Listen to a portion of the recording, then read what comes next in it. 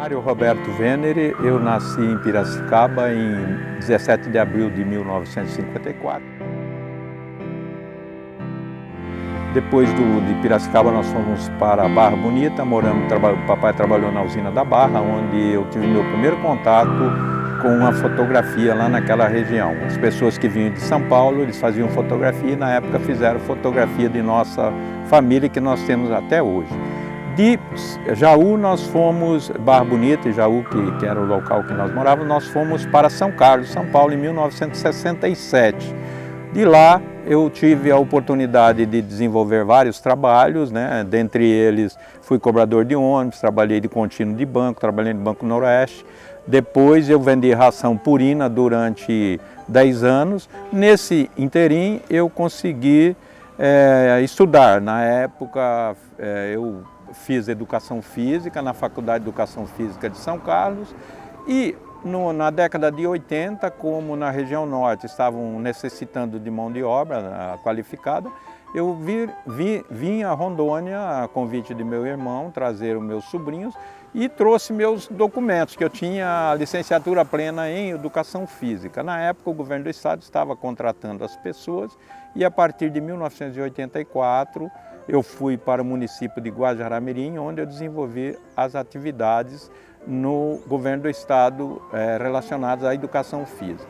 Tem uma passagem interessante que a época que eu entrei na sala da secretária, ela me chamou de professor pela primeira vez. Entre professor, o senhor bem recebido aqui. Eu olhava para o lado, olhava para o outro para ver quem era o professor, porque essa palavra eu nunca tinha recebido em lugar algum, né? Desde a minha formação. Então isso já começou a dar uma confiança, já vi que realmente era um campo que nós tínhamos que explorá-lo, mas a partir dessa valorização profissional nós começamos a desenvolver vários trabalhos naquela localidade. Em 1986 eu fui convidado a fazer uma especialização em ginástica escolar na Universidade do Amazonas e fomos desenvolvendo o nosso trabalho dentro da educação física escolar lá naquela cidade. Depois, junto com esse trabalho que nós fazíamos, Guajará-Mirim, eles fundaram o campus da Universidade Federal de Rondônia, já tinha, e naquela época nós trabalhávamos pela Prefeitura de Guajará-Mirim, prestávamos serviço também. E eu trabalhei com a educação física, a prática desportiva, junto com a comunidade acadêmica do campus de Guajará-Mirim. Vários anos nós trabalhamos, acho que uns 10 anos dentro dessa comunidade, também no município de Guajará-Mirim, no campus da Universidade Federal de Rondônia. Depois prestei concurso na universidade, contratado pela universidade, eu passei e fui chamado para o Departamento de Educação Física aqui em Porto Velho. Atualmente, eu venho trabalhando com a disciplina Imagem na Educação Física. Nós temos registrados, além de vários momentos na cidade de Porto Velho, dentro do campus de Guajará-Mirim, desde a chegada em 1996, em 98, acho que nós tivemos a chegada aqui de Paulo Freire, professor Paulo Freire, que também nós tivemos a oportunidade de fazer o registro. Paul Singer também esteve aqui, nós registramos, dentre outros. E atualmente nós vimos trabalhando com registro da memória e história da universidade de uma forma mais espontânea, com os alunos, as construções, os pássaros, o meio ambiente, tudo que nós temos aqui na universidade que vem nos oportunizando realizar esses registros fotográficos. Além disso, as exposições que nós já fizemos em São Paulo, fizemos uma exposição na USP, na Unesp, sobre os povos da floresta e seu habitat, além do movimento indígena que eu venho registrando há tempo, desde a chegada aqui. Desde a minha chegada aqui em Porto Velho, em 1984, eu estive na casa de meu irmão morava aqui, o Francisco José Venere, Chico Pescador, né?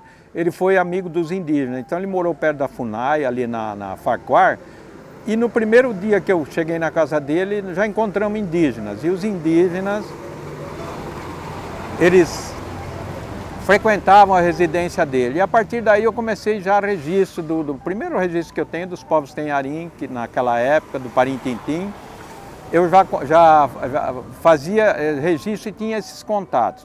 Então, indo para Guajará-Mirim, eu tive um aluno, Joel Oronão, que foi meu aluno também na educação física, foi meu aluno na educação básica, né? E já fui tendo esse contato e percebendo a necessidade de registro dessas pessoas, que, como é sabido, os povos indígenas, em sua maioria, desde o contato que nós temos lido e observado na literatura, eles vêm desaparecendo. Então, uma das formas era o quê? Dar visibilidade a esse povo, aos povos indígenas, e manter um registro vivo dessa comunidade. Também fiz uma pesquisa sobre políticas públicas para populações indígenas com necessidades especiais, o duplo desafio da diferença, como dissertação de mestrado no Programa de Desenvolvimento Regional aqui da universidade, e o doutorado nós tivemos a oportunidade de fazer uma análise do projeto de formação de professores indígenas no estado de Rondônia, o projeto Açaí.